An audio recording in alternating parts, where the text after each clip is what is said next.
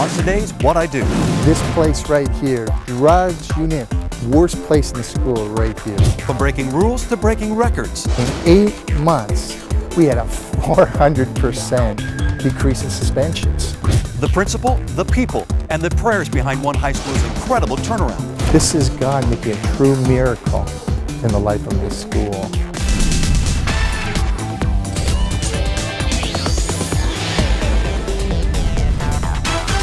Welcome to What I Do. I'm Rob Melnichuk. This is a show that celebrates your workplace calling. Ted Kocznur is a local hero, giving students a second chance and a school a second life. His story is the perfect example of a principal's prayers being answered. I'm Ted Kocznur, and this is what I do. How you doing? How's things going on? How's things working? Oh, they're the most beautiful kids. Great school, great staff. There's been a huge change in the attitudes and hearts of a lot of students. I will give it all to the faith that Mr. Kocznur has and just bringing God into our school. It was a scary place to go. Mr. Kocznur came, and oh my gosh, we love Mr. Kocznur.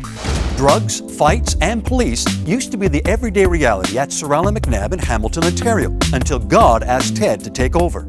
I had 6 years to go to retirement, and I was thinking, what a nice way to finish, but then I felt a calling to leave.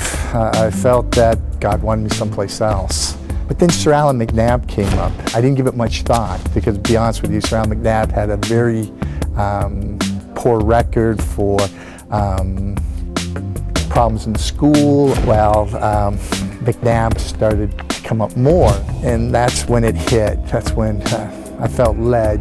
So, long story short, I decided that no, you have to be obedient. This is where God wants me to be, and so ever reluctantly I came. To a school Ted found deserved its bad reputation. The first couple months of the school, it was everything I thought it might be and worse. We were suspending 2 and 3 kids a day. It was pretty tough school. They had a lot of dropouts. People weren't getting credits. So at that time I started to pray a great deal. I remember hitting my knees at night and saying, Lord, if this is where you want me to be, something's got to happen, because it's just not going the way it should be. And then it happened. It all started here, a local church. One of the goals was going to be that we were going to take a lot of very needy students. A lot of them were people heavily into drugs, gangs, violence. And we were going to create a program off-site that would be credit recovery. These were kids who hadn't got 2 credits in 4 years. Well, in a short term, our answers our prayer was answered. Almost 70 students went to that church program. They had a combined credit count of 40 when they went. They came out with over 200. In 8 months, we had a 400% decrease in suspensions. Still, with lots to be proud about, Ted says he's not the reason for the turnaround. Nobody's ever going to tell me that this was somebody did something. No, this is God. For some reason, He decided for all these kids He was going to touch them. I thought, oh Lord, you sent me the worst school in history. I said, I only got a few years to go. Why are you doing this to me, type of thing. But then look at it now. I think we all have our ministries. Our life is a walking ministry. God works through us. And the principal's not the only one who feels that way. I prayed about it, and I've asked God, where does He want me? He brought me here. As the head caretaker here, I've noticed the changes and the transformation that has happened in this school goes beyond what anybody can really believe. This is God working. This is God answering prayer. This is God making a true miracle in the life of this school. The story of Sir Allan McNabb proves there's power in prayer.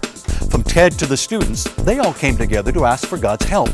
But what do you think about prayer in public schools? And do you think it affects student behavior? Email me your thoughts at whatido@crossroads.ca, and then go to crossroads.ca/whatido for the results.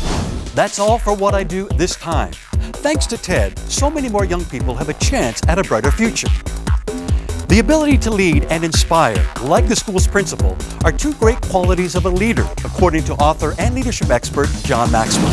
A lesson that I learned many years ago is if you really want to see how well a leader is doing, Look at the people. Don't look at the leader. I mean, I've talked to leaders many times and said, how you doing? And they always tell me the same thing. Oh, I'm doing great. Organization's doing good. If you really want to see how well a leader is doing, don't ask the leader. Don't even look at the leader. Look at the people. Why? Because leaders are lifters. And when a leader is doing a good job, then I promise you, the people are having it better for their own lives. They're also prospering. You see, when Israel had a good king, Israel prospered. When Israel had a bad king, down the tubes it went. And I can just tell you as a fact, as a lesson I've learned, if you really want to see how well a leader is doing, look at the people.